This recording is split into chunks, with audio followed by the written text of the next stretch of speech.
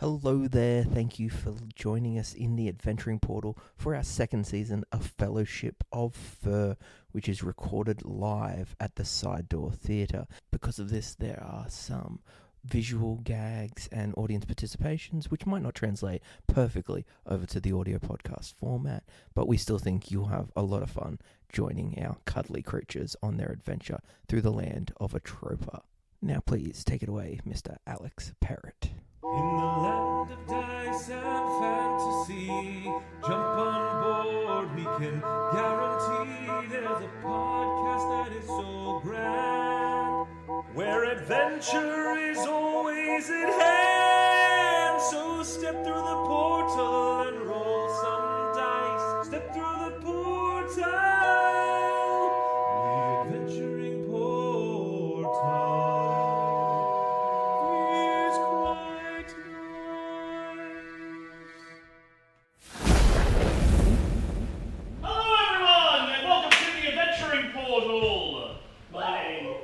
Thank you for that singular woo. That's all I need to get going.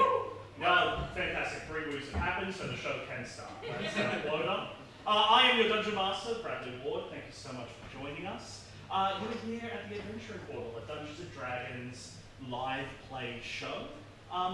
Put hands up if you have been to the Adventuring Portal before. Amazing. Hands up if you have played Dungeons & Dragons before. I think everybody had at least one hand up, I'm not sure. If nobody puts their hands up either time, thank you for taking a risk and coming out here today. For those of you who don't know, Dungeons & Dragons is a role-playing game. We sit around a table and we tell a story as a group, rolling dice to decide what's going to happen. So you are going to see a story played out here tonight. You're actually going to see the second part of a Fellowship of Fur, our ongoing campaign here at the Side Door Theatre. If you didn't see the first part, that's okay, don't worry, I'm going to very quickly fill you in. Our story takes place in the land of a troper, a place that once flourished with magic, but has lost it over 1,500 years. The orcs and humans and elves and dwarves have said goodbye to magic in order to focus on technology. That is, except for in small parts of the world, where animals and tiny little creatures still hold on to the old ways of magic. 1,500 years before our story started, Ivarek, this great dark lord, lich king, laid waste upon the land but was stricken down by the mortals.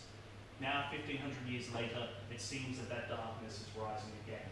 Ivarek is returning, but that's not our story. Our story follows a couple of little animals as they are on the run with an important magical amulet, being chased by one of the incompetent minions of Ivarek, the Dark Lord. That's all you've missed so far in the story. Our characters are off on the road, trying to find their way to that amulet's home, its final destination. We have a couple of audience interaction things here tonight. First of all, some of you may be given paper and pens or texters or crayons. Did anyone get crayons? Would people like crayons next time? Yes. That would be preferable. We should all invest in crayons. I think that would be preferable.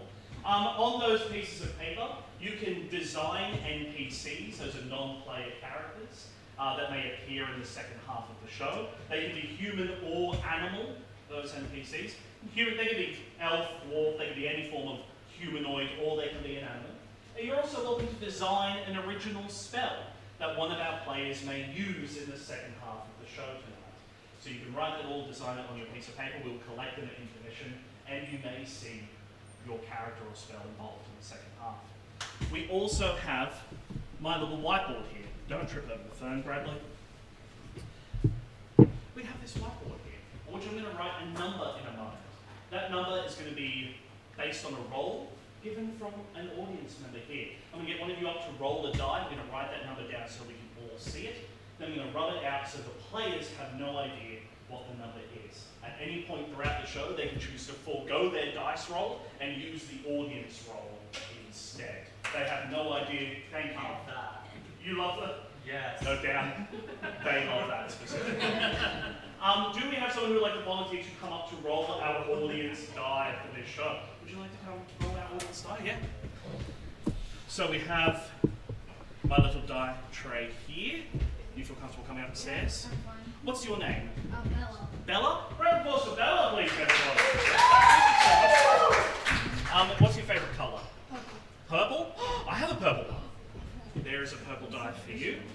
just like to roll that purple die into this dice tray here. Okay, and the number. That is the audience roll for this show. A reminder for those who don't play, that it goes from 1 to 20. So that will give you a sign of whether this is particularly good or particularly bad. Thank you so much. Another round of applause for Bella. All right. I didn't know I could do that. Okay. I, of course, cannot do this alone. I'm the Dungeon Master. I play all the characters in the world except for a very small few. Those are played by my best friends. These brave performers who have decided to spend way more time with me than they need to. Introducing, in no particular order, first coming up like a grizzled, experienced veteran, Adam Armits. Coming up like a nervous, newbie amateur, Leo O'Day. And coming up, not sure where he is right now, it's John Frio!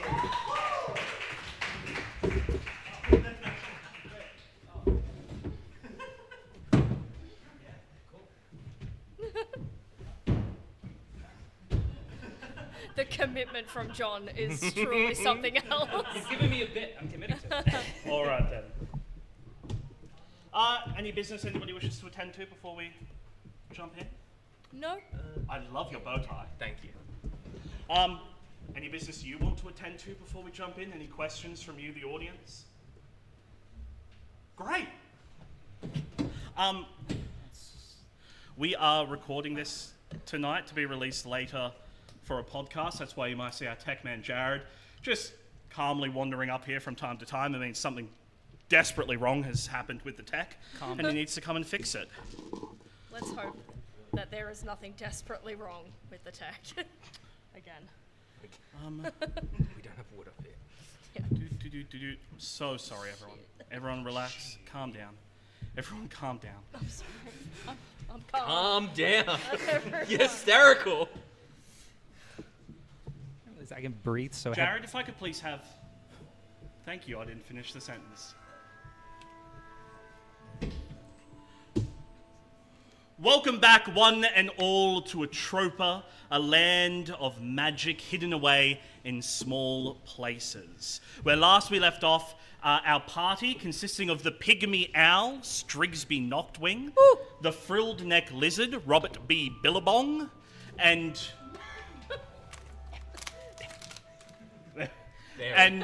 One side. and the fox, Fenley Vulpin, had left their hometown of the Whispering Grove and was setting off across the land of Atropa to take the amulet of Ivarek to its final home. If we just get a quick reminder, Strigsby Noctwing, tell us a little bit about yourself. Hello, I'm Strigsby Noctwing, and I am a small owl. I'm a wizard, and I love to learn things. I would like to learn everything and all things. Thank you, and good night. Robert B. Billabong, tell us a little bit about yourself. I'm Robert B. Billabong. Pleasure to meet you all. I'm a purveyor of magical artifacts, potions, elixirs, and such that you can see me selling on the Magical Mystery Tour. That's the name of your... That's the name of my caravan that I take from town to town, pulled by my 4 beetles. Fantastic. Fenley Vulpin, unfortunately, his player is not here with us tonight. So Fenley, not long into this journey, has been swept off. He was a paladin, a firm believer in his lord, his god, Steve. Steve has called him away for an important mission, and so, of course, he has left our party for the time being. Hopefully we'll see more of Fenley in months to come, but we do have a new friend who we'll be meeting soon. John. It's okay, no. I'm playing me. So, where we left off, you were on your traveling caravan, the Magical Mystery Tour, Robert B. Billabong, conman, and you guys were heading off across Atropa. With Fenley there no longer to grease the social wheels, it has just been several days of very quiet travel between Strigsby and Robert B. Billabong. And if we could just have a moment of that quiet and whatever awkward conversation may have happened, the sound of wheels crunching against gravel, of beetles scuttling along, the occasional breeze through trees causing a rustle. So, Yes? are you a dinosaur? Because I've heard about those, and you really look like a photo of a dinosaur that I've seen at least once, and I'm a lizard. a what? A lizard. How do you know what a dinosaur is, but you don't know what a lizard is? I'm so sorry. Are you mocking me right now? No. Because I've never heard of a lizard. I think you're making that up. No. I think don't you're worry. making it up. You'll know when I'm mocking you. Oh. Well, that's a character arc I can't wait to see play out. Robert was excited for their journey, but quickly realized Strigsby didn't have any currency of any form, and so got very bored of them quickly. Strigsby does have a series of colourful beads, Yes. but nothing of value. Yes. And you have a familiar. I do. Her name is Tina, and she's a snail. We'll see more from Tina We will. later. Yeah. Could I please get perception checks from the both of you? Okay. I'm going to be opening up my new dice that I got from John Ooh. as a gift for my birthday. Buttering you up. I didn't buy you any present. Yeah. Ah, God, no. Oh, no. Oh, I can see it. Is it a 20? No, it was a No, 10. the dice just went everywhere. I can see them. That's a good I'll sign. be back. If I don't come back, I'm in Narnia. Ooh. I think that's all of them. Yeah. Yeah. Oh my god, we rolled the same number. Just Which so- was? 9. Oh. Plus 3, Oh. 12 for me. Also plus, wait, what are we rolling? Perception. We're Oh, rolling I dice. have a -1 for perception. Also, me, the player, I have a -1. No, so 8. 8. 12 and 8. Yes. Strigsby, despite your ability to jump up onto the top of the caravan and get a good almost 360 look around with your turning owl head, you do not see the danger coming. Correct. Robert B. Billabong, who is a little bit more attuned to when people are chasing him down, because he's so often been chased out of towns for, selling items of ill repute, you hear the hoofbeats. What a nice morning. Shut up! Shut up! Look, We're being chased! It's a flower. Can I look behind? Yes, The you can. carriage? Yes, you can. You see coming around a bend. Coming around a bend? There's Oh a my man God! named There's horses right behind that Ben.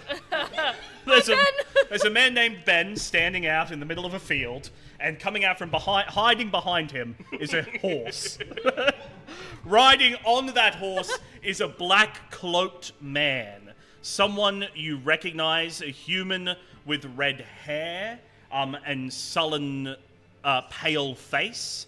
This is the man who attacked you in the Whispering Grove, the man who was seeking the amulet, the servant of Ivarek, the great, feared, and incompetent Gillian. He is on a stallion, chasing you down. I see you there, you fucking owl! I wonder what kind of horse that is. No, that's the man who's trying to kill us. And take the amulet. Oh! Quick, yes, I knew Do something that. to distract him. Okay, I'm gonna need very quickly now, we're going to go one at a time. Distraction and escape. As this black stallion starts closing the distance, you are a tiny carriage pulled by beetles, and this is a full-sized horse. So you are quickly losing ground. Yeah, but 4 beetles. Oh. And we're not just talking about any beetles. So Strigsby first, what are you going to do? Help the escape or try to distract? I would like to try and distract the person. What are you going to do? I'm gonna fly towards them. Just like fully. Wait, quick, give me the amulet. Oh, yeah, alright, here you go. I'm just gonna If you imagine Naruto running, but flying. Just... But a small Sorry, I just didn't. You as a bird are going to fly without flapping your wings. No, like this. Watch the hands. Just rapid wing beats. Wings out behind you, tips of wings flapping wildly. The most bassy hoot you can muster. Which is not bassy at all because he's tiny. Can I please get an intimidation check from you? Absolutely, you can. Meanwhile, whilst you're rolling that, Robert B. Billabong, what do you want to do? Oh, I'm gonna take a sharp turn. What's around us? You're on a. Is there any tall grass? There is definitely some tall grass. If you were to swerve to your left is this grove of trees, lovely, and then there is tall, it heads out into this massive plain of tall grass off to your right. Cool. I'm just gonna sharp turn. Sorry, John Freno has a question. He's raised his hand very politely. Where's Ben? In this vicinity. Ben is trying to chase after the horse. He's surprisingly keeping pace well. Jeez. He is. Faster than a beetle. What's Ben's deal? What's Ben's deal with this horse? Ben, yeah, what a superhero. Faster than a beetle. Ben.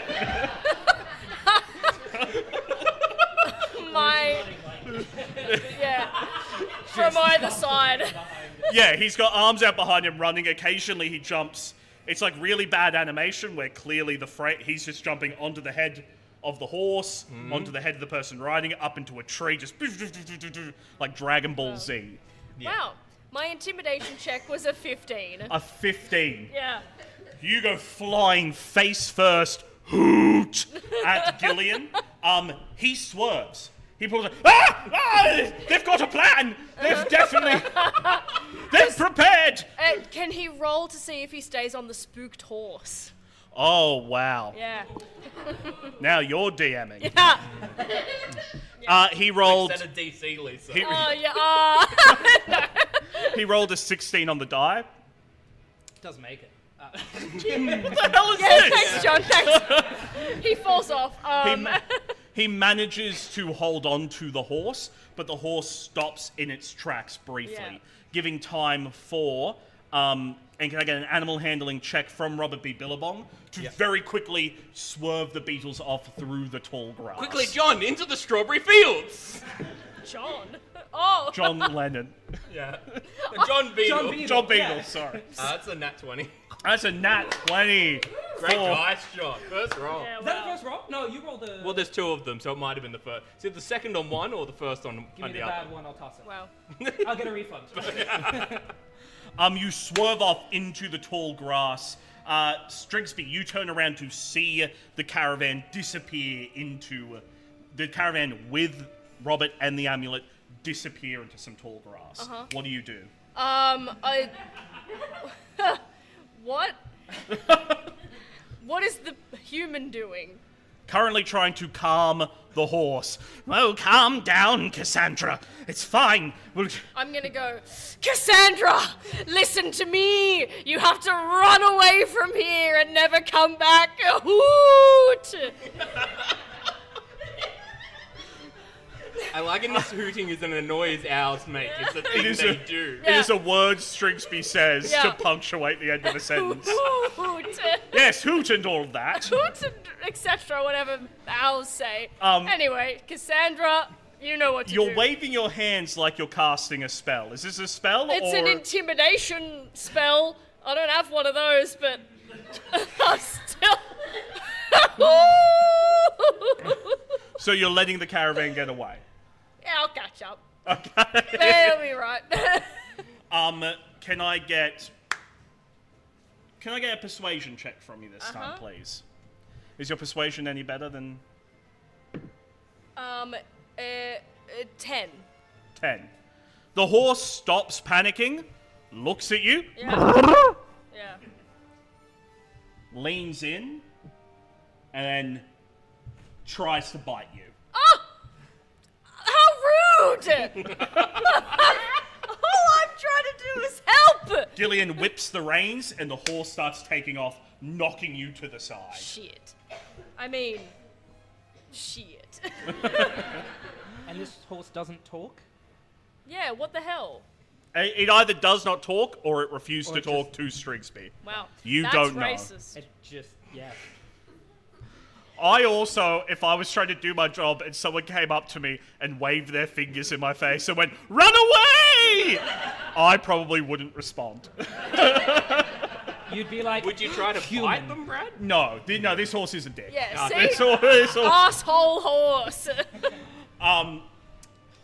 Robert B. Billabong, you Yes. are crashing, bouncing up in the air, hitting rocks, the caravan rocking from side to side as you crash through this uneven ground. Can I get another perception check from you as you try to orient yourself? Only a 5.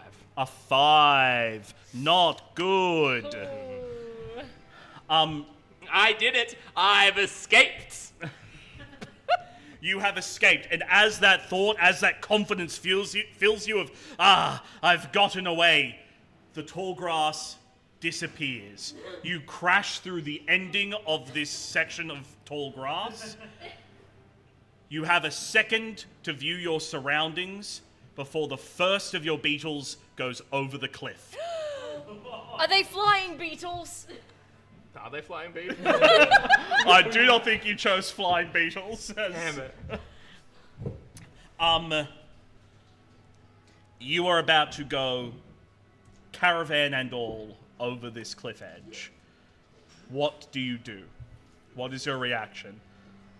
I'm gonna try and yank the reins to try and keep my beetles on, and then like Tokyo drift off the side of the caravan and hopefully swing back in. I don't have a hand. I don't know if I have a handbrake on the thing, but I would be handbrake. I just don't know what to ask you to roll to Tokyo drift. Dexterity. Sleight of hand. Charisma. That's my question. Is drifting a dexterity thing or is it just sheer charisma? Audience, Like, what do you we think the think? Fast and the I'm all right at either of those. So Yeah. The audience says charisma. Intelligence? I'm not good at that. Don't suggest that. It's a combination. I mean, we had yeah. someone say it's a combination. Sorry?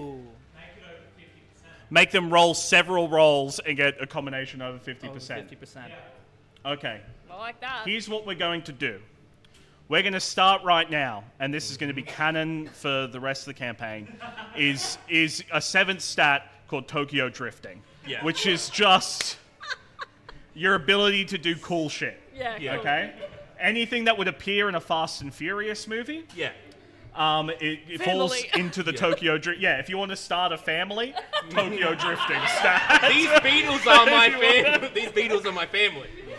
So, we're going to start you all off at a flat 0 for Tokyo Drifting, and we'll see as the campaign carries on, you may have the ability to higher or lower your Tokyo Drift stat. Okay. Yeah. I did not expect this is how where tonight would go. It's gone there, though.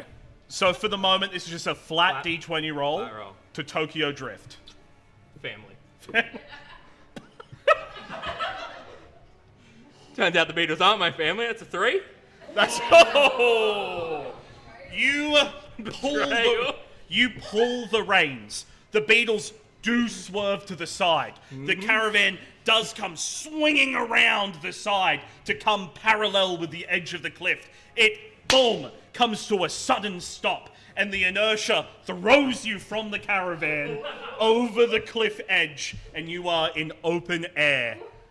You are spinning, and you spin just in time to see the caravan that is sitting on the edge of the cliff parallel just slowly tip and also fall. Oh, devastating. We're going to leave you in midair for the moment. In loving memory. Oh, I can't I say can't it. believe Says in John loving Lennon memory. has died again. Oh my god. Strigsby, Yes. the horse has rushed past you. You have heard the unmistakable sound of Of a carriage Tokyo wheel drift? of a Tokyo drift Yeah, okay. of carriage wheels screeching on a cliff edge and a dear friend screaming in open air. We all know what it sounds like. Yeah. And 4 beetles. The noise 4 beetles make as they fall off Off a cliff. Yeah. I kept picturing. I really That was hope my it's a Beatle Beatles noise. song. I just pictured all the leaves are broken, and they just all slowly fall and it gets quiet. Oh. Imagine all the What do you want to do? Oh, cry. No. I'm gonna fly in the direction of the caravan. Can I get there before the horse? Actually, doesn't matter. You know what? I'm gonna use my wind / cantrip on the horse to make it fucking stop. I mean, fudging stop. Oh, I forgot we have kids in the audience again. Yeah. Yes, you can use your wind slash. Can you make? Is that an attack roll? Yes. Do you know that for a fact, or Is you? this, no, can you see? Yeah, make a ranged spell yeah. attack. Yeah, I've got to do that. Okay. So make attack against the horse. 22.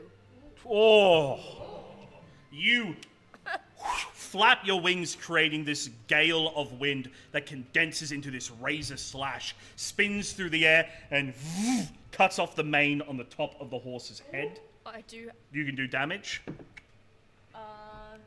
7. 7 is not enough to kill a horse, thank God. But the Oh, horse... but you're happy to kill 4 beetles. I didn't say they're dead yet. Yet. The horse stops in its tracks. The rider, the cultist Gillian, goes flying over the... Just like the mic. For those listening to the podcast, I'm sorry, the mic fell on me. The cultist Gillian goes flying over the front of the horse and crashes face first into the ground. Good. I'm going to keep flying in the direction of the caravan. Robert B. Billabong, you are falling. As you are spinning, you look down and you see open water beneath you. You are falling towards a massive lake. You can see a canopy of treetops stretching out in front of you.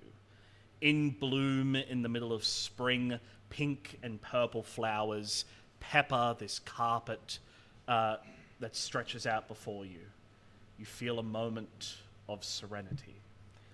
As I approach and I see, I'm very emotionless, like, well, I'm dead. As the wind's flying by, and I notice the water underneath me. Now I have an ability called aquaplaning, Brad, which allows me, when I take the dash action, to traverse across water.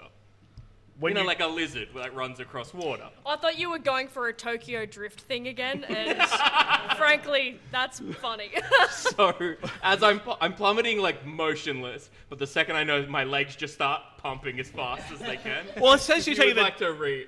So the dash... I've just pulled it up. Cool. It's okay. The dash action, for those who don't play D&D, allows you to move double your speed, the distance you could normally move. I'm moving probably much faster than my normal speed, so it'd probably be easier. But are you like Tom Cruise in Mission Impossible, like tucking arms and legs in, diving towards the water, or...? I am. Yeah, You... yeah, I'm like frills in for least wind resistance, almost picking up speed like a bullet. Oh, why don't you use them like And then a my legs, parachute? and then as I get closer, my legs just start pumping. Fantastic. Jesus. Thank you, John. I'm just trying to math. Yes. Well, no, I do from the edge, so I'd be falling. You still Tokyo drifting in the air, Yeah, and then it's just kind of getting on. Yeah. I can't. Wow. You are falling, crashing, terminal velocity, and tucking yourself in to reduce wind resistance. Trying to angle your body so that you can hit those frills and come in at an angle. Whilst this is happening, we're going to go into that canopy now. Because at the center of this great forest, this rainforest that lies out before you, there is one tree at the center that holds the most space. The Great Sequoia of the Quillen Woods. It is... Sorry, my brain stopped working.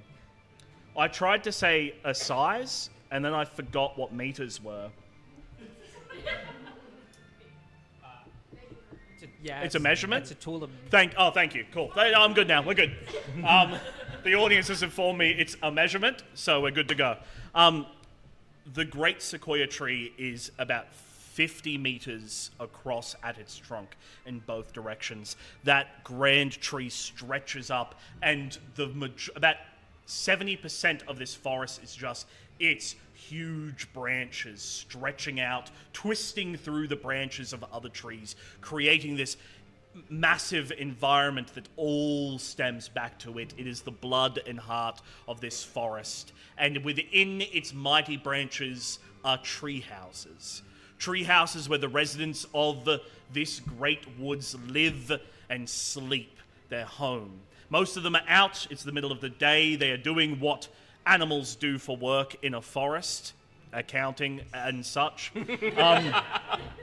But there is one person still curled up on their little nest of straw and feathers, head resting on a pillow, looking out of the hole in the side of their little nook in the branches of this tree.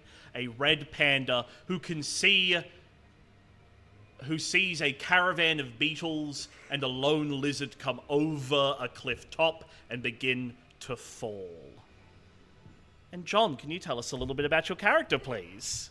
Yeah, so this is Tibbles. Tibbles is basically, he's just a small little red panda, basically just sticks at home. He basically just makes sure that everybody's house at home is very clean and very tidy.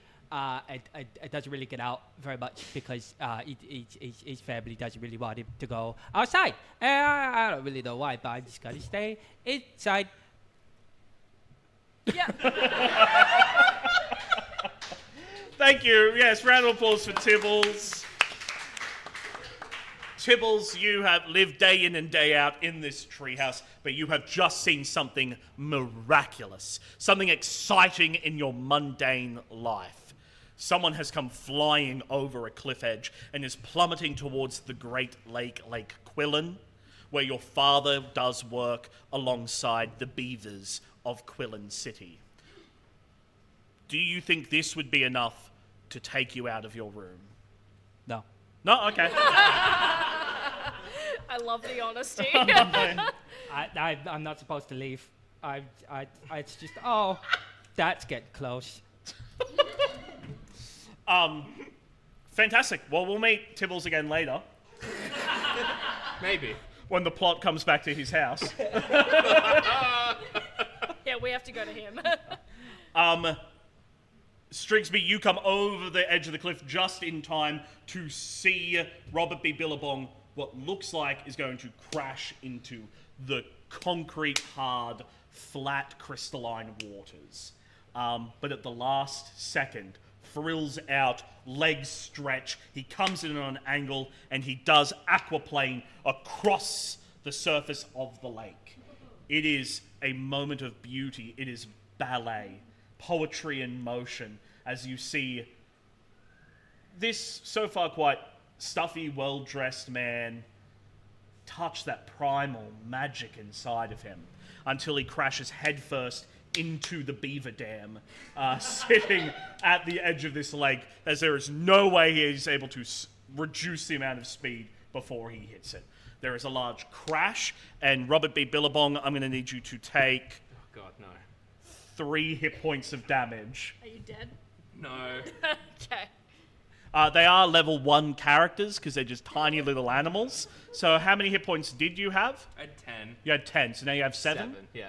Great. Yeah, You're laughing. more than mine. And then with a massive crash, the caravan and the beetles hit the water, and the caravan shatters.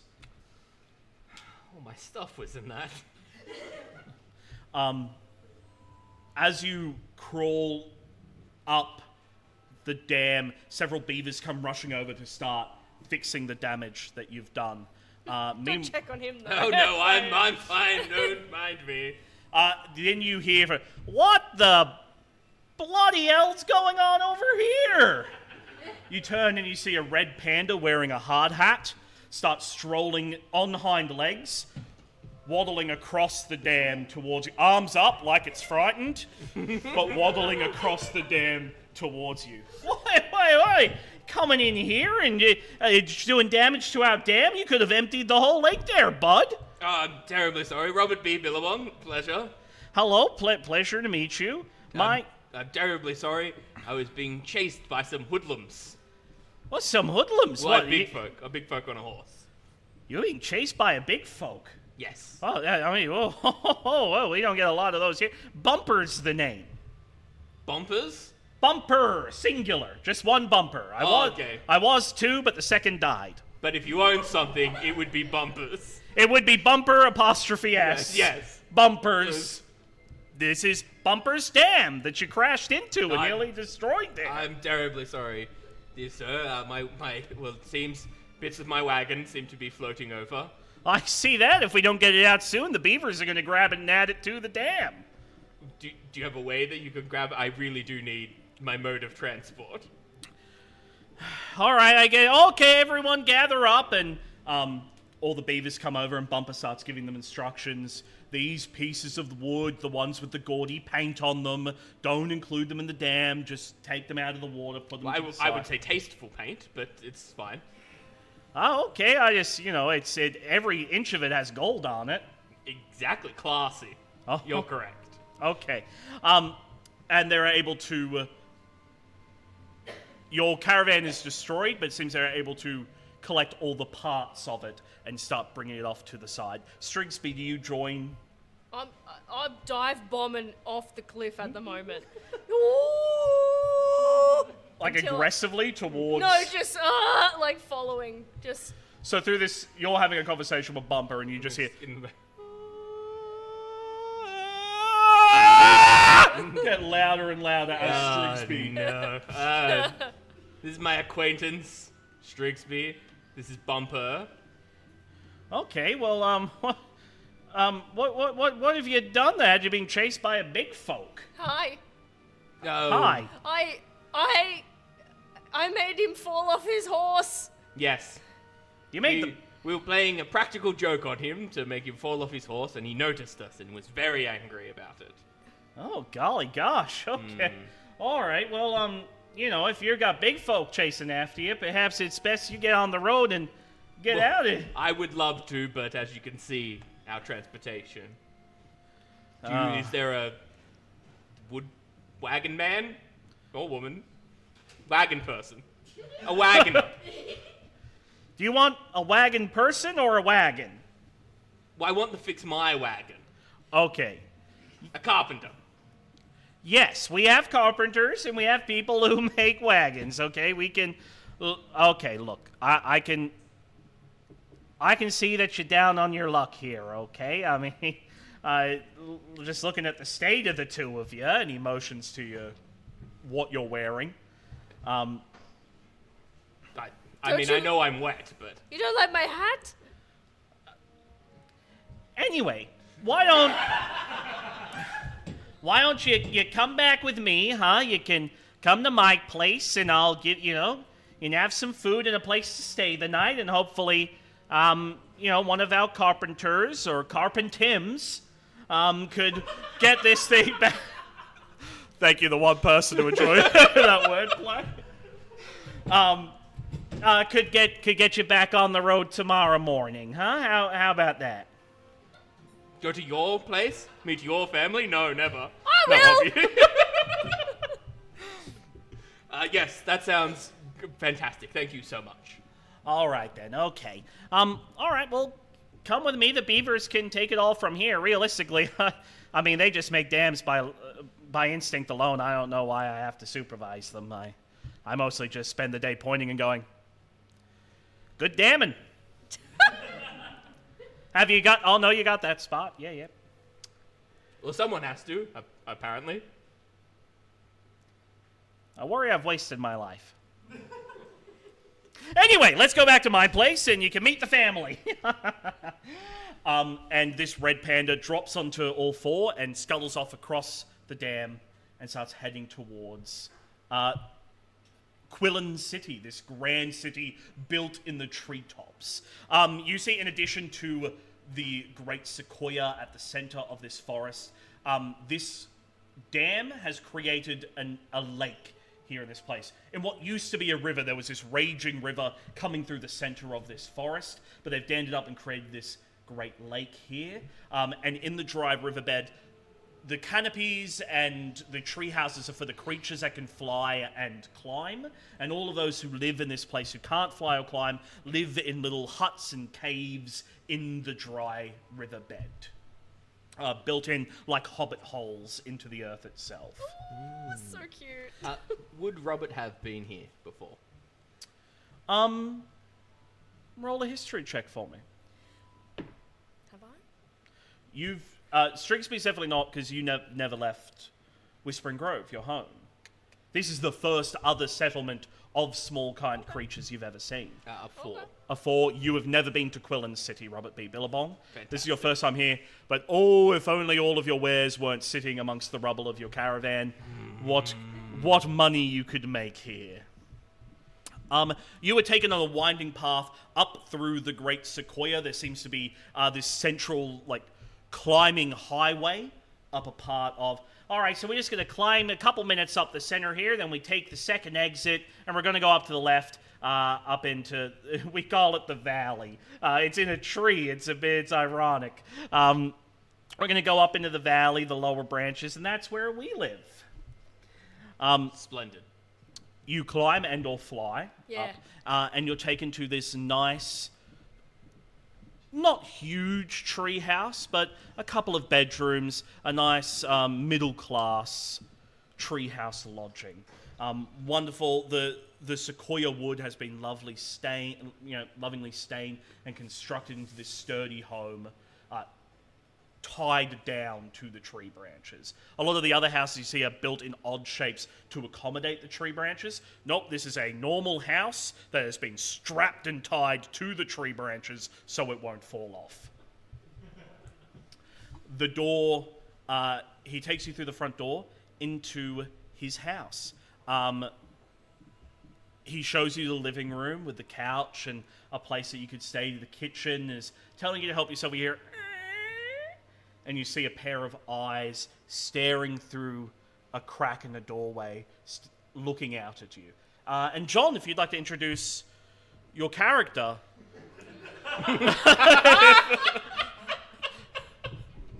Are these The door shuts, and we know. Are these the only two people I see? I haven't seen my dad. You've heard your dad. Okay. Your dad is talking to people. Okay. Do you have other people that live here, Bumper? Eyes! I see eyes! Eyes! I start getting up on 2 feet. I'm so sorry. I've mixed up the names of your dad That's and okay. your brother. That's okay. Okay, that's all We're right. locking it in. It's canon now. Okay. I get on my 2 feet. I start opening up the door and just... Intruders! Papadas, intruders! I start just walking at you like... Oh my god! I'm gonna puff up like... Like a bird popping up all its feathers. I'm gonna frill my neck. No, sir. Whoa! Okay, everyone, let's calm down here. Tibble, what did we say? If you're chatting and that you brought them here, then that is okay with you, then therefore it's okay with me. That's right, they're not intruders if I've invited them into the house. Friends. Yes, friends, that's good. I'm glad he's been really struggling with that word, friends. These are friends. Yours. Not mine.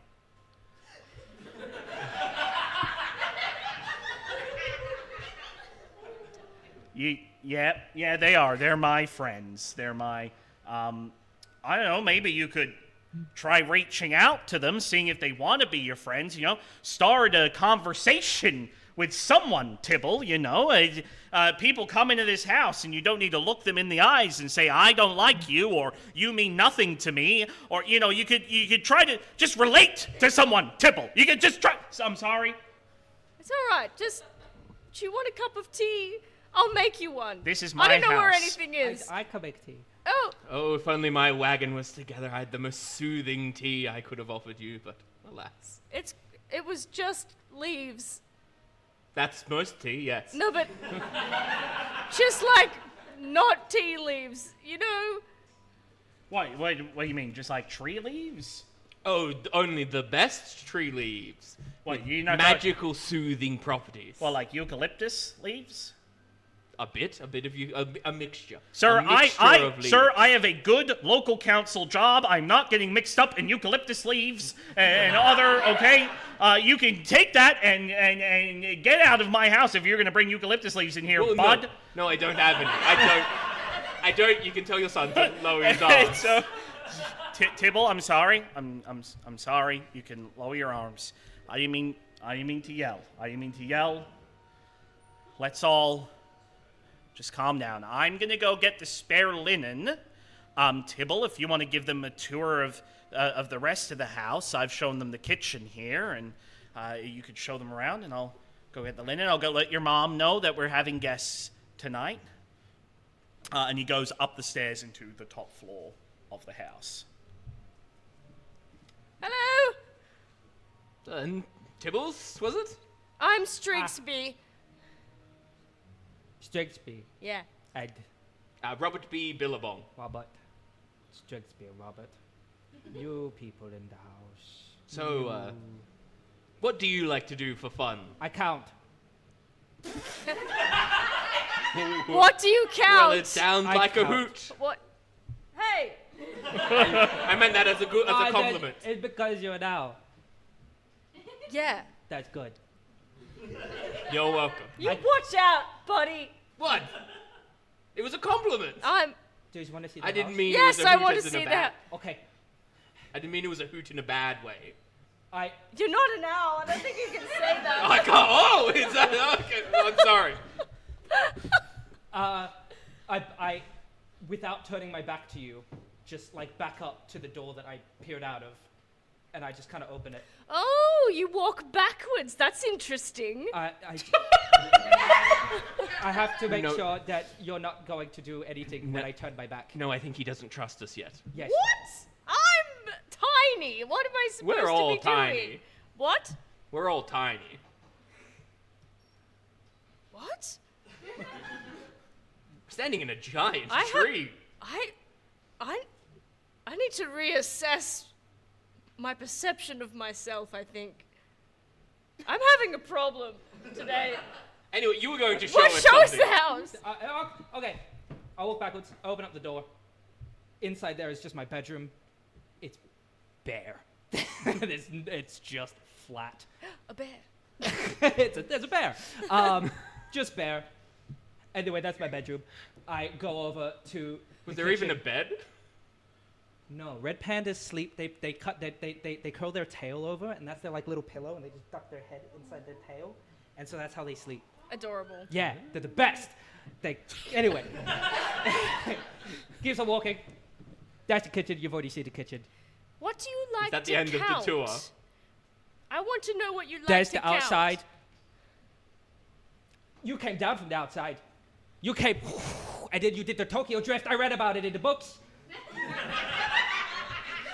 Yes. That was cool. You're welcome. Anyway, that's my house. What do you count? I just need to know. There was nothing in your room. I count to make sure that everything is in order, and then when that's all in order, I count to make sure that all the leaves are still on the tree, and then if they're not, I go and collect the leaves from the bottom of the tree, and then I stick them back up on top of the tree, and then when it gets to the nighttime, I count to make sure all the stars are still there, because they disappear sometimes. What do you do when autumn comes? What's in autumn? When the leaves fall, all the leaves. Oh, fall that's out the of a worst tree. time. Oh, it's the worst. It's when I had to do so much work. I always wake up and I stick them on a tree, and then I go to sleep, and then I wake up, and then they're all at the bottom of the tree, and I'm like, what are you doing down there? I put you up there yesterday, and then and then the weather is just all cold and everything. And it's like, I don't understand why I'm being punished. Well, you're not being punished. It's called the seasons.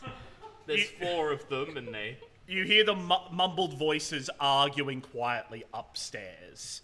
Tibbles' father arguing with somebody else. Just hushed. Strictly, explain the seasons to our friend here. I'm going to try and sneak over to eavesdrop. Can I see whether you're sneaking away, please? I don't know if I like you trying to sneak away. I'm in front of you. I'm casually walking over towards the noise, but I'm like, yes, Strigsby is an expert on the seasons. They'll be able to tell you all about it. Strigsby, the seasons. So, actually, I've got a book about it. I'm going to reach into my hat and pull out several books. It's so tiny. You pull out several books. The amulet, that gem. I've got it. I already gave Oh, it. you already gave It's it in to. my pocket. Oh, okay. Yeah. Then forget what I was about to say.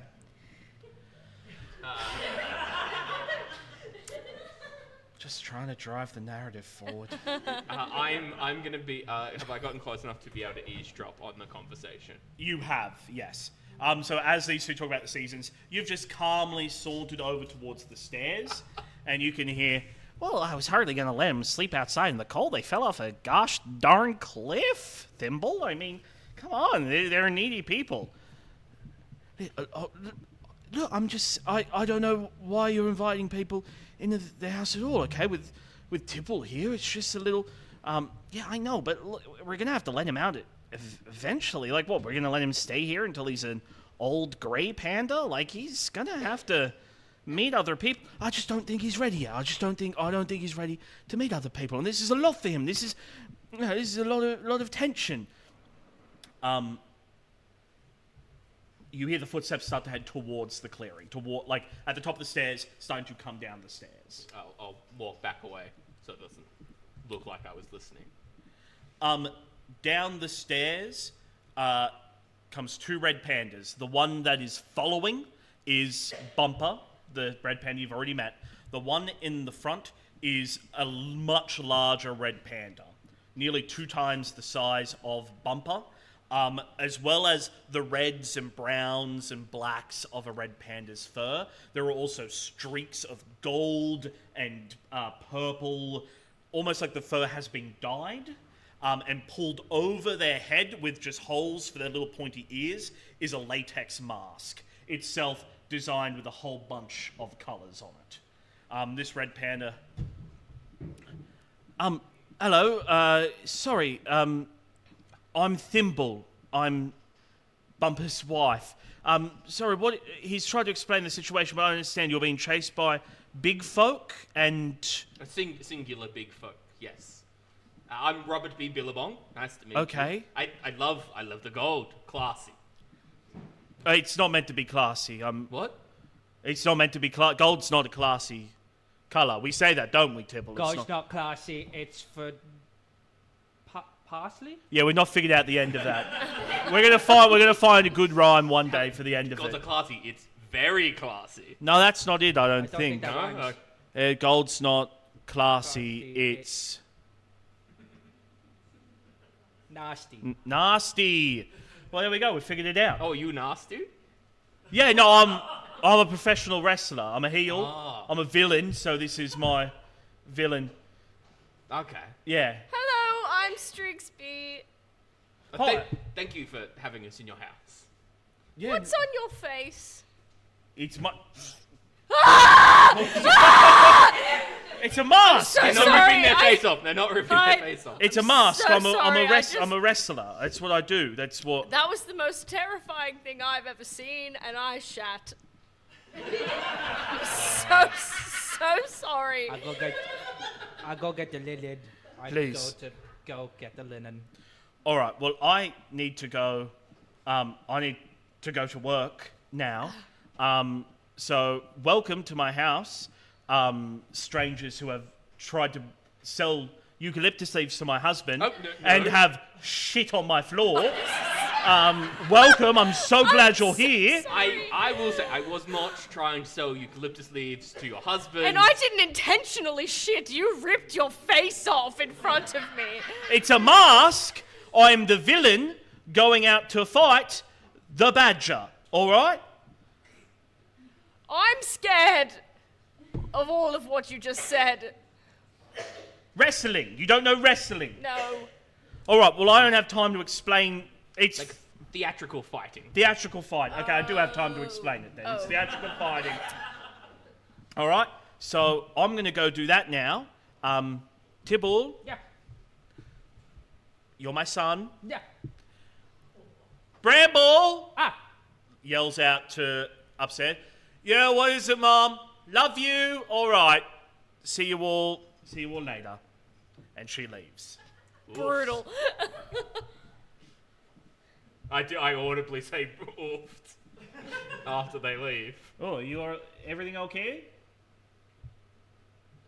Oh, it's just I assume that's your other son upstairs. Oh, that's right, Bramble. Yeah. Pride and joy. They got an I love you And nah, it's nothing. Don't worry, I'm not here to give parental notes. It's Yeah. fine. Yeah. what? Okay, all right. Well, listen, I got to get back to the dam now, so I'll. Oh, damn. That's one you can use for free. Oh, what? You think I haven't heard it before? You think I wouldn't hear it every day of my life? So sorry. Do you think this is my first day on the job? I've been working at dam for 20 years. Okay, worked my way up. I heard all the jokes. Your son is freaking out. Tibble, I'm sorry, Tibble. It's okay. You're my son. Bramble, love ya. You're okay. All right, I'm heading off to the dam now. Don't you Oofed dare again. finger guns. Don't you dare wing guns me. I only just figured out that I could do that with my feathers. It's pretty cool, and I'm sorry. I thought it was. They've been doing it appropriate. all the past day, Ugh. and I was the only person they could do it to. I thought it was impressive. Okay. The first time, I honestly, I was a little impressed the first time. Bumper leaves. So both Bumper and Thimble, Tibble's mother and father, have left you alone in the house with Bramble somewhere upstairs. Bramble the Beloved, as he's often called. And Tibble the Red Panda. Are you okay? Yeah. Oh, okay. That's, sorry. So, are you just stopping by? Are you kind of going past? Yes, Yeah, we're we- going to. What was it called? What was the place called again, Brad? That we're big heading city. towards. The Quillen City? It no, had a we're in name. Quillen. Oh. I can't remember. Yeah, neither. Have you guys not been rereading all of my notes I write for each session? Not today. Have you guys not... Um. the pages and pages of notes I write after Hey, each session? have I ever told you I love you? Thank you. Yeah. Oh my god, I feel like Tibbles here. Yeah, you're also here,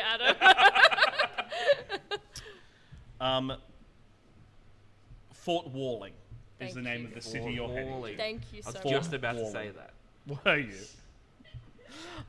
We're heading to Fort Walling.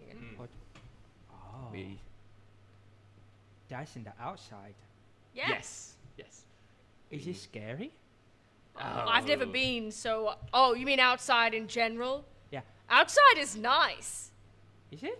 Yeah. I heard that everything out there wants to kill you. Oh, a lot of No. it does. A Well, lot of it not does. all of it. I mean, you know how to make yourself look big and scary, so. Oh, no one's gonna mess with you. Yeah, Yeah. but I've been told that outside there's the big folk, Yes. and then everything in between. Yes, there's also that. I haven't been specifically told what those things in between are, but that I should be terrified nevertheless. Probably. It's Yeah, there's a lot. fine. There is a lot of things that will kill you out there, but there's also Yes, but you could so kill much them fun back. and adventure. Why do I have to go to this place? Why do we? Why do we? Yeah. Well, we need to return a book. No, we have a thing. we have a what? The rock. Where did you put it? Yeah. Yes. Yeah. You had it. No, I gave it to you. What? No, you kept it in your hat. He's lying. I gave it to I him. would never lie.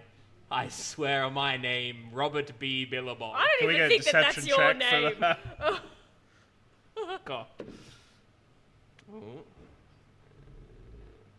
21. Yeah, Tibble, he's never lied. This man, not once in his life, has ever lied. So you're returning a book. Yes, a very important book, Uh, but can I? I'm gonna get the amulet off him so I can show him. How do you get the amulet? Yeah, off I'm gonna wrestle him off. him? go. Okay, let's get opposed athletics checks as Do you this just owl and immediately dive in lizard it? Wait, start where's to that? athletics. There. Right. Oh, I get advantage on these rolls, just so you know. Okay.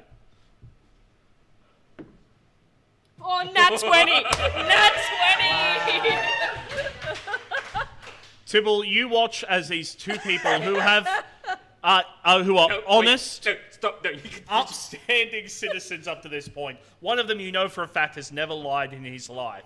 I'm gonna be like, hold this for me.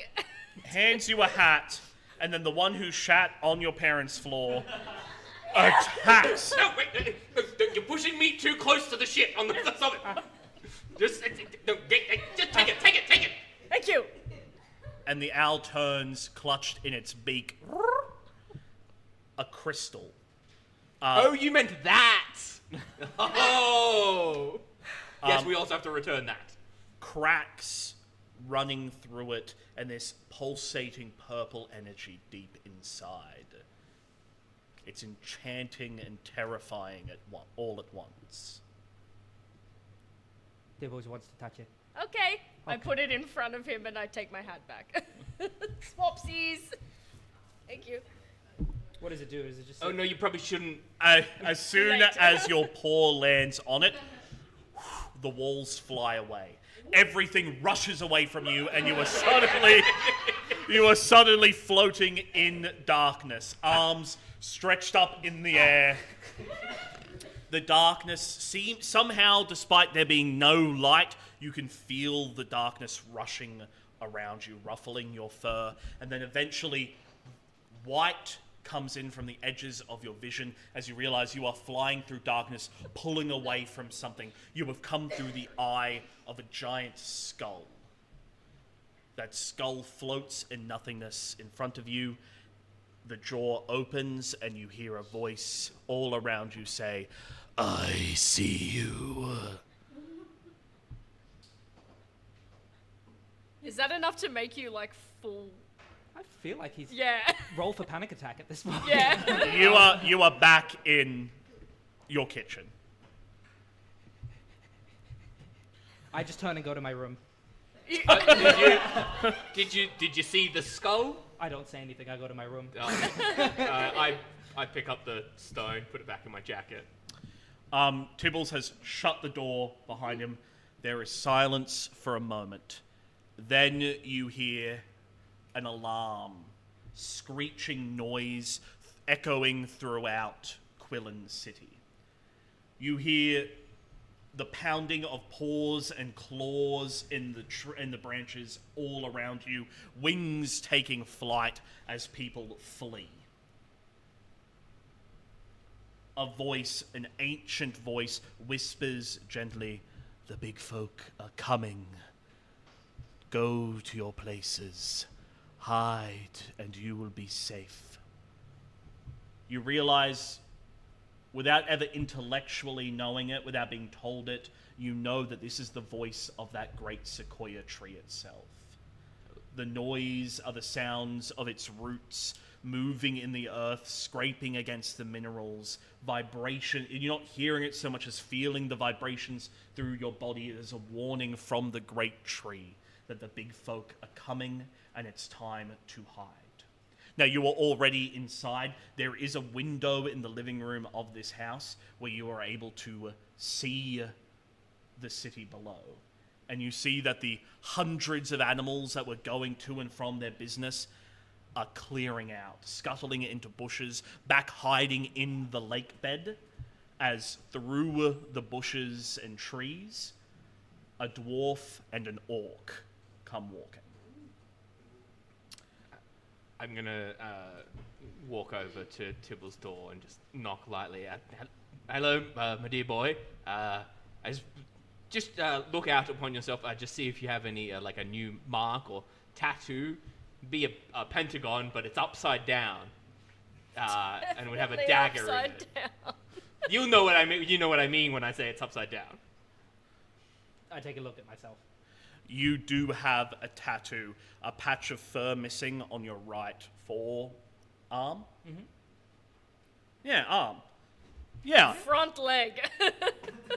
No. No. Oh, I don't know. You have a tattoo branded into your skin. It is a pentagon. It is upside down. We have been through this before, guys. I know that a pentagon can be facing in any direction, but you know what I mean when I say it's upside down. One of the points is facing down. The pentagon's upside down. That it's forms pointing towards me. that. Yes, that forms. We also went over. Yeah, which direction is it facing? That forms the tip of a blade that stretches through the body of the pentagon, and the flat at the top serving as the hilt of a sword. You don't know what this means. Actually, I'm sorry. Do an intelligence check for me. I doubt I'm gonna know, but Nat 20. where's my intelligence? Which this is at least a +0, so that's always fun. That's a 9 on its own. You don't know what this means. Yeah. You know it means that you are in danger. Have you found it? Check everywhere. It could be.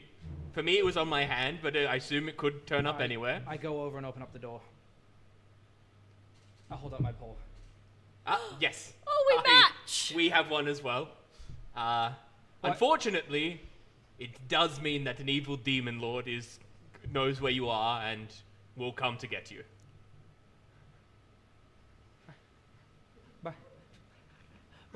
But Tibbles has been home. Tibbles didn't leave. Yes. Unfortunately, this is, bad. And That's why we're taking it we're back. taking it to Yeah. give it to people who can why- dispose of it Why properly. did you bring it into the house? Well, because we're taking. Well, we couldn't leave it outside. Anyone Yeah. could have picked it up. But you did. But Are you all right? I need to close the windows. I go and start closing the windows from the alarm that's told me that this thing's coming. So I need to Fantastic. go into lockdown mode.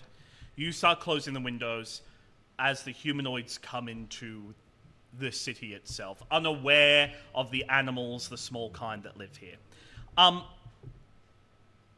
It's a bit of an awkward bit now.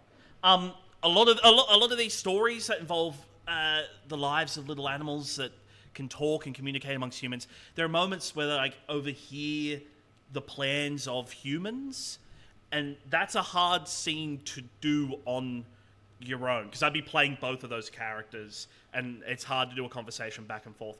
So for this bit, the conversation that this dwarf and orc are having that they're about to overhear, I've just written a small script, and if an audience member would like to come up and play one of the characters with me, Oh my gosh. Everybody! Everybody. We all speak in one voice. who do we Do we want to roll? Do we want to just count how many people there are? roll someone? Jared, who do you think? Honor the roll. You've read the script. Is that who you want reading what I've written? That's Brad saying no.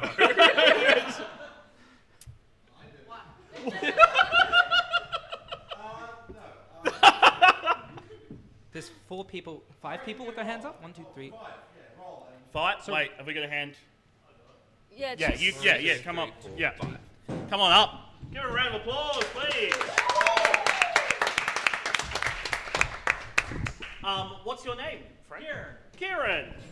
Would you like the seat and I'll crouch? Do you want mine? Oh, yeah, sure. Yeah. Do you want my seat? No, it's okay. I'll crouch. Thank you, though, John. All right, so I've got a scene I've written here. I'm going to be playing Millie, the dwarf, and your Sepsis, the orc. I want you to really go for it, okay? These guys have been working together for a long time. They know each other well.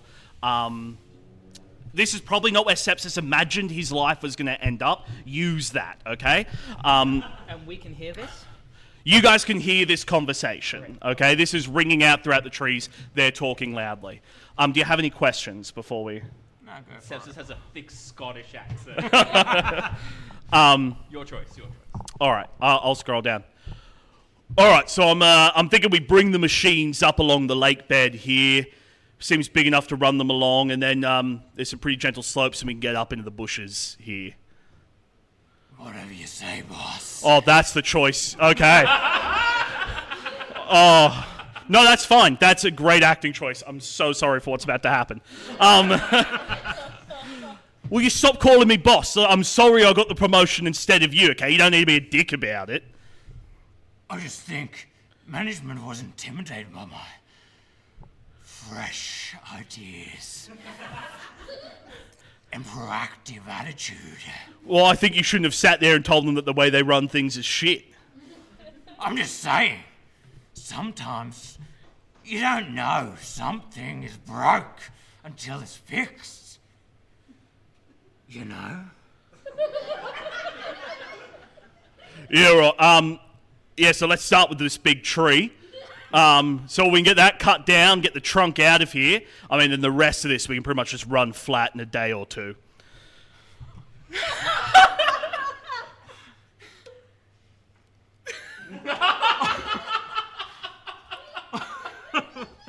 You can re-choose your voice if you would like to do this monologue in a different voice.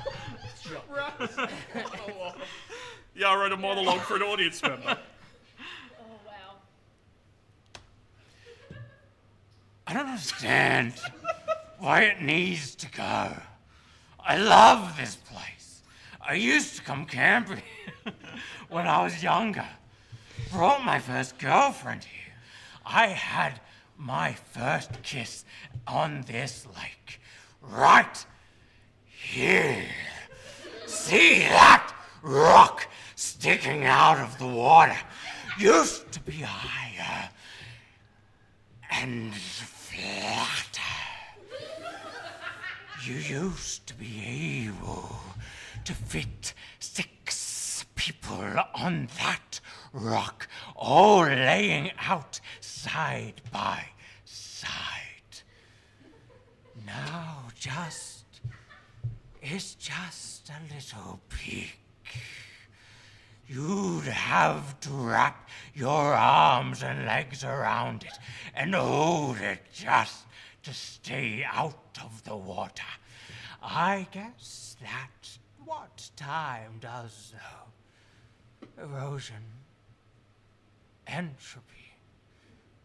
I had my first kiss on that rock with Sarah Huster. She was a gnome. Loved tinkering. Came from a long line of tinkerers. We dated all through high school. And then she got offered a job tinkering for one of those big steam engine companies. All those little projects she excitedly showed me. Things she'd brought into the creation with just her hands.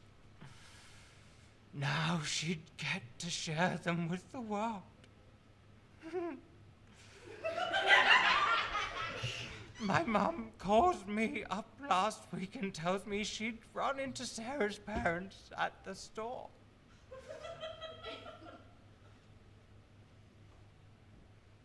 They were buying stuff for Sarah's funeral.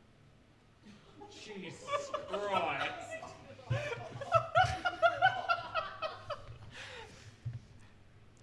had been an accident. New kind of engine. Used electricity instead of steam. I wouldn't even pretend to understand. It exploded, though. She was gone almost instantly. And here I am. Staring at the rock that we once sat on together. One night, nearly 20 years ago.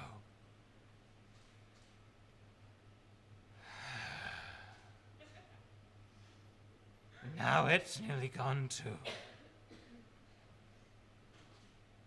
Erosion. Entropy. Makes you wonder, huh?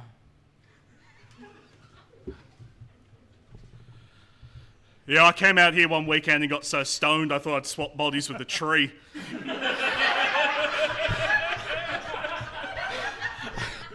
Buried myself up to my waist and just swayed gently in the breeze for 4 hours. Fuck. Best fucking weekend I ever spent, I'll tell you what.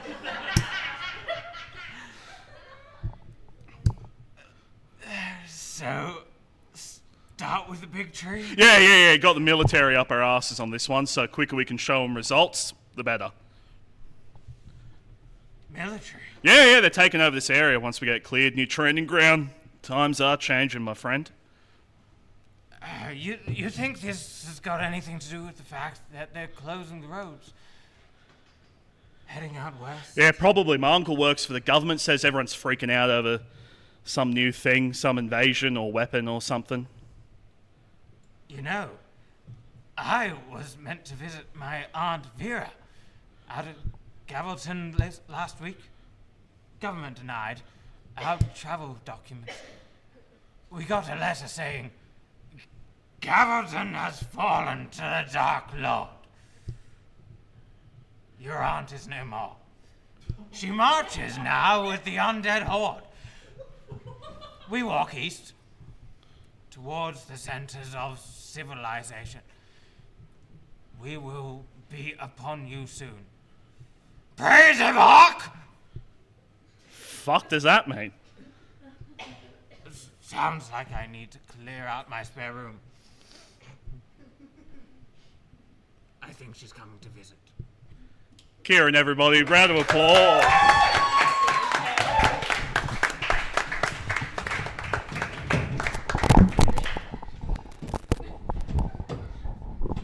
Wow. All right then. That was something else. I think we should be leaving before that one who has definitely been through some things Yeah, that destroys that everything. seems like a really sad story about the rock. Do you think that guy's all right? It sounds Oh, like, definitely not. No. it sounds No, like he's a wreck. motivation for clause of murder. I've read about it in the books. That's a murderer. A serial killer. Oh, absolutely. Somebody who likes mushing. If that poor girl hadn't been electrocuted, I'm sure he would have murdered them. No, it exploded. It Oh, exploded. sorry, yes. She hadn't been exploded because of the electricity. I know I'm not in the room, but I just think he's a complicated person. Yeah. Just as he has layers, and I think he's And a lot of them are murderers. I think he's well written, to be honest. I think he's. Round of applause for Bradley. Yeah. As you guys argue about the intentions of this orc and whether he would have murdered his ex-girlfriend given the chance, you hear the rumbling of engines, motors coming to life, and you see steam beginning to creep up through the gaps in the canopy, blocking out the blue sky beyond, replacing it with dark greys. I know you two haven't gotten out much, but that's very much our cue to leave. No. I have to wait until Mama and Papa get home, and And then I need to go check on my brother. We should probably do something about this, right? Maybe we can go and try and stop the machine. Yeah? Yes. Yeah. You can. You can do it No. too. What? Believe in yourself. I said I was supposed to stay here until my mom and papa gets home, and then we plan out what's gonna happen next. No, we were just telling you. Unfortunately, because you have touched the amulet, death and destruction. You know how he said that last bit about the undead hordes taking over a city? Yeah, you're in it now, Yeah, buddy. They're these people that have marked us, and they will be coming for us. They're the big folk that are chasing us. I have to consult with my brother. Wait here one moment. I run upstairs. You run upstairs, crash open through your brother's bedroom. He is lying on the ground in his sleeping position, face on tail. Bramble, Yeah, what's up, man? Bramble, the metal dragons are coming. What? The metal dragons are coming. You, Look out the window. you need to get more sleep, man. No. Seriously. No, You just a healthy night's rest means a healthy mind for living, you know? Listen, there's some new people that came in. They gave me a strange marking. It's apparently a pentagon that's upside down, even though we're supposed to know what a pentagon upside down really looks like. But I'm still trying to figure it Can a out. pentagon be upside down? I Like, don't as long know. as it's got 5 sides, that's... Is there a point? Is there like an upwards and downwards? Hey, Is so it- don't worry about this. We'll figure that... So it's an upside down pentagon, and then there's some people, and they have an amulet, and they said that there's some people here who is, there's a guy. I saw his skull. It was really A paw lands on your mouth. Shh. Show me what you're talking about. No, like the metal dragons. Show me that. I go to the window. Um, To the side. Bramble, your brother Bramble looks out, and you can see the puffs of smoke, feel the rumbling. There is the sound of marching as you see big folk with machetes starting to chop away vines and branches encroaching on the city. And you see on the riverbed, these massive logging machines slowly begin to roll towards Quillen City. Oh my god. They're coming to chop down the city. The whole forest. There are times, little brother, there are times that call for a hero. Thank you for letting me know so I can be that hero. You stay here. Okay. Don't do anything to help Okay. because you will undoubtedly make it worse. Okay. Hey, Hi. you are my brother. And I love myself. And I love this fucking city. He runs downstairs. You see a much more confident red panda come downstairs, This is much better. nods at the both of you, and launches himself out the door, begins climbing down the tree. Okay, he's gone. Who was that? Yes, my brother Bramble. He's gonna take care of everything. I think we should help, though. No, he said don't worry about it for us to stick here because he's gonna handle it all. He's gonna probably have a really nice chat with them and tell them that today's doesn't work. Maybe come back tomorrow. Oh, we That definitely won't work. need to help. Oh. We're gonna go and try and do something to Yes. stop the machine. Okay. You should probably come. You should with us. definitely I've been told come. to stay here. But you should definitely... Oh, is that Bramble I hear? Oh, listen. Brother, you should come and help us. Hoot, hoot. Oh. That's definitely That's him. definitely him. I heard him. That Can sounds you- like the hoot of Can a I young get- man. It's the tree. Can I get deception versus insight check?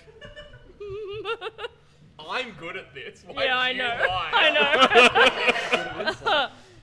know. We can do it again. fucked. Where's my Mess deception? ruined. Oh, it's there. Done for. Not bad, not bad. 15. 23. You are well aware. This is, as far as all you know, is that one of them does not lie, and one of them must then lie. The one who lies has pretended to be your brother. They're trying to trick you. Yeah. I grabbed it by the thimble. Bramble. Bramble. Are you Tibbles. Tibbles. Tibbles, Ah, you have been chosen for a great purpose. To destroy great evil in this land. You have to come with us and do that, or everyone here will die. can I get an insight whether you're lying?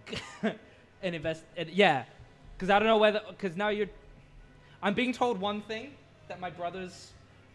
This is a different thing he's telling you, that you've been chosen for greatness. Oh, shit, hang on, sorry. Poopy.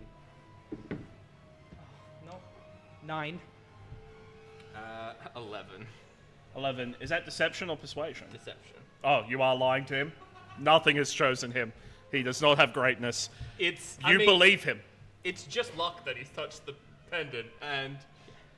He has grabbed you and told you this. You are destined for greatness. And you, Tibble, in this moment, believe him.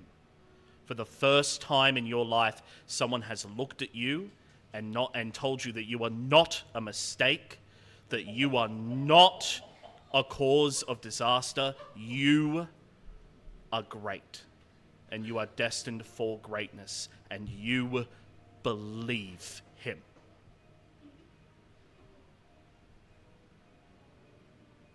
I'm gonna go get a stick. And as Tibble goes to get a stick, we are going to go to intermission there. We're going to come back with the battle in Quillen City. Thank you guys so much. Thanks for listening to Forgotten Gods. Subscribe to our Patreon for more behind-the-scenes content, and follow Adventuring Portal on Facebook and Instagram to keep up to date with everything. For more on what we're doing outside of podcasting and in the world of theatre and comedy, check out Rising Arts Productions on Facebook and Instagram. Hello! Just giving a big shout out to all of our Patreon members, being Alex Cuff, Samantha Sweeting, and Emily Hess, from the big love and spirit of Kevin Langley. Wherever the road may take you, I hope you get there.